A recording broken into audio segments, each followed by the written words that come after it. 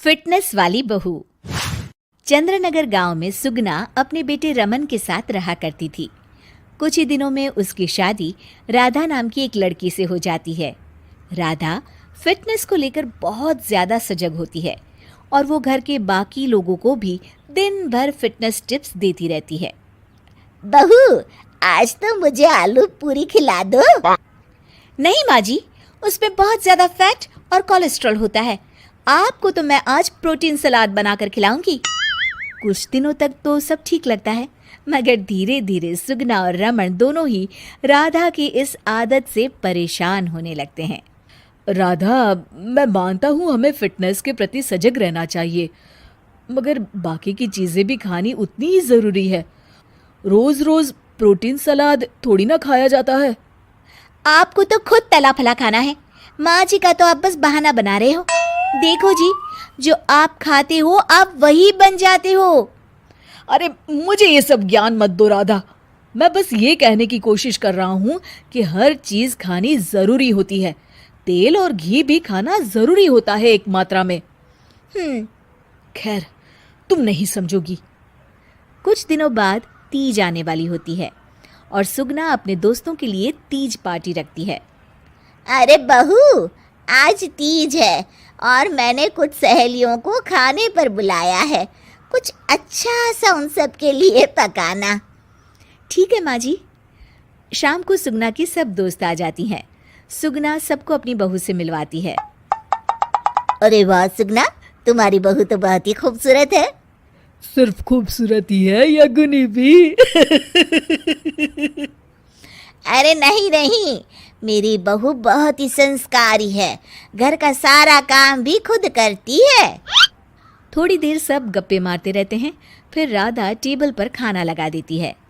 खाना लगा दिया है मैंने, आप सब खा सकते हैं। सब लोग टेबल पर आते हैं। अरे ये सब क्या है? आंटी, ये पालक का सूप है और वो स्प्राउट सलाद। वो सब तो ठीक है बहू, मगर खाना कहाँ है? आंटी, यही खाना है, इससे हेल्थ भी बनी रहेगी और आप सबकी उम्र में तो यही खाना ठीक रहता है। हमारी उम्र मतलब? अरे हम कोई बुढ़िया थोड़ी ना हो गई हैं। अरे ओ सुगना, अगर खिलाना ही नहीं था तो हमको बुलाया ही क्यों? सब मूड खराब हो गया तीज के दिन। चलो यहाँ से। और ये सब बोलते हुए सब औरतें चली गई। अरे ऐसा क्यों किया राधा? मैंने बोला था ना कि कुछ अच्छा बनाना। तुम्हारे फिटनेस टिप्स हर जगह अच्छे नहीं लगते। आज तुम्हारी वजह से सब मुझे इतना सुना कर गई। जाओ, अब वो पालक सूप और सलाद खुद ही खाओ। उधर रमन भी राधा की इस आदत से बहुत परेशान हो जाता है, क्योंकि वो रोज उसके टिफिन में कोई ना कोई सलाद बनाकर देती और दाल देती। और एक शाम जब रमन ऑफिस से लौटता है तो अचानक गुस्से से आग बबूला हो जाता है। राधा, ओ राधा! आ रही हूँ, चिल्ला क्यों रहे हो? चिल्लाऊंगा ही ना, आज ऑफिस में मैं बेहोश हो गया था। अरे मगर क्यों? अरे तुम जो फिटनेस के नाम पर रोज ही सलाद और दाल देती हो ना, टिफिन में उससे मेरा पेट नहीं भरता और मुझे वीकनेस की वजह से चक्कर आ गए। मगर उसमें तो प्रोटीन होता है।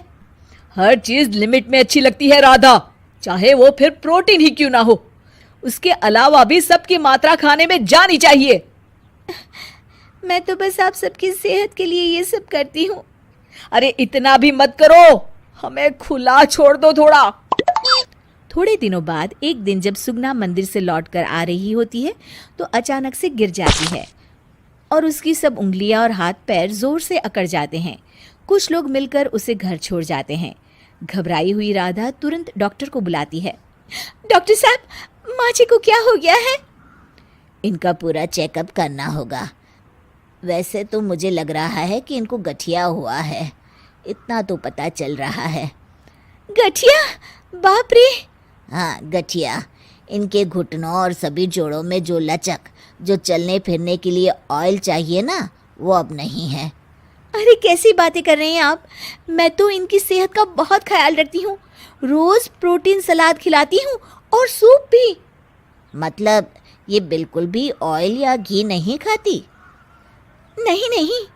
अरे कैसी बातें कर रही हैं आप? खाने में एक मात्रा में घी या ऑयल का होना बहुत ही आवश्यक होता है। अगर वो पेट में नहीं जाएगा तो जोड़ों में जो ग्रीस होता है वो खत्म हो जाता है। ओह, ऐसा क्या डॉक्टर? माँ जी ठीक तो हो जाएंगी ना? हाँ हाँ, हो जाएगी। थोड़ी देर बाद रमन भी ऑफिस से आ जाता है। क्या हुआ माँ? कुछ नहीं बेटा, बस ऐसे ही गिर गई थी। ये सब मेरी गलती की वजह से हो रहा है, मुझे माफ कर दीजिए आप दोनों। राधा रमन को सब कुछ बताती है। I am sorry Raman. अति हर चीज की बुरी होती है राधा, इसलिए मैं तुमको बार बार बोला करता था। तुम्हारी फिटनेस के प्रति जागरूकता अच्छी लगती है, लेकिन शरीर में हर तरह की प्रोटीन जाना भी जरूरी है। जी, आप बिल्कुल सही कह रहे हैं, मुझे माफ कर दीजिए। मैं अपने हाई क्लास फ्रेंड की दिखावे